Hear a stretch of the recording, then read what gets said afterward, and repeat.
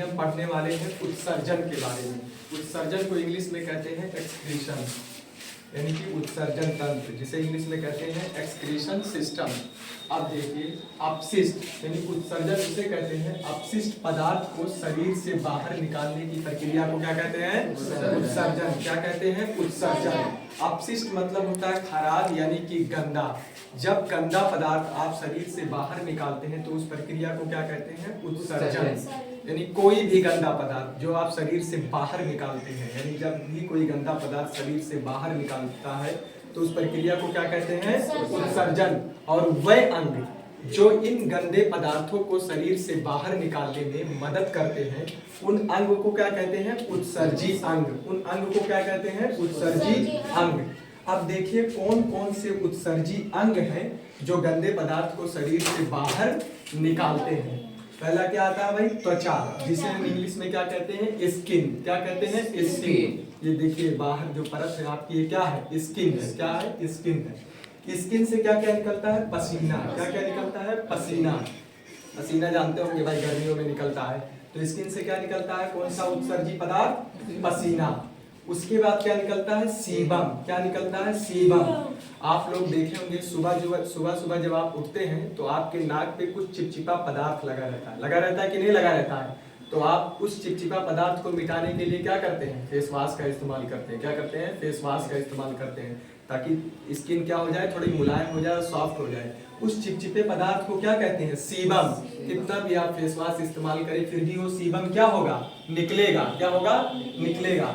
और किस चीज क्या निकलता है? नमक। और क्या निकलता है त्वचा से? नमक। जैसे आप कभी भी काला कपड़ा पहने होंगे तो अगर वहां पे पसीना लग जाता है तो कपड़ा क्या हो जाता है? काला, व्हाइट हो जाता है। यानी कि त्वचा से भी क्या निकल रहा है? नमक।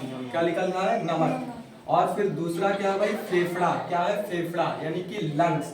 लंग्स से क्या निकलता है? Carbon dioxide. बाहर क्या निकलता है? Carbon dioxide.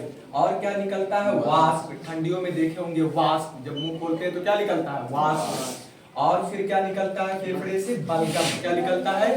बलगम। फिर क्या आती है? बड़ी याद। क्या आती है? बड़ी याद। जब आपको मैं पाचन तंत्र पढ़ाऊंगा तो बड़ी याद, छोटी याद के बारे में बताऊंगा। बड़ी याद से क्या निकलता है? अनपचा भोजन।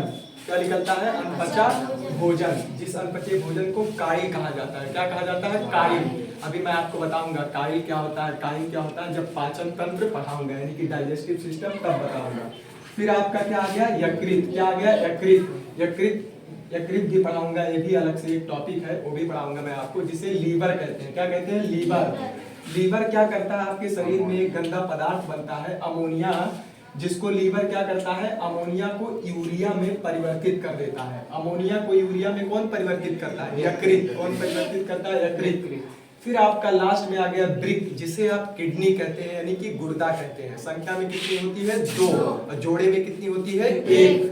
वृक्क क्या करता है? पेशाब का निर्माण करता है। क्या करता है? पेशाब का निर्माण करता है।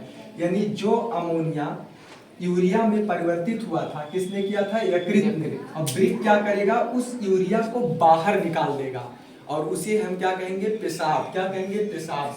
तो वृक्क क्या हुआ? मुख्य उत्सर्जी अंग। किडनी आपका क्या हुआ? मुख्य उत्सर्जी अंग। क्या किसका निर्माण किया? पेशाब का निर्माण। किसका निर्माण किया? पेशाब का निर्माण। जैसे आप बाहर पेशाब करके आते हैं तो कुछ मिनट बाद क्या होती है? उससे बदबू आने लगती है। क्या होती है? बदबू आने लगती है। क्यों? क्योंकि ये यूरिया जो बाहर गया है, कुछ ही देर बाद क्या हो जाता है? यूरिया फिर बाहर जाने के बाद किसमें बदल जाएगा? अमोनिया में। और अमोनिया में बड़ी बदबू आती है। इसीलिए कहते हैं कि जब कहीं भी पेशाब करो तो वहां पे क्या करो? पानी डाल दो। क्या करो? पानी डाल दो।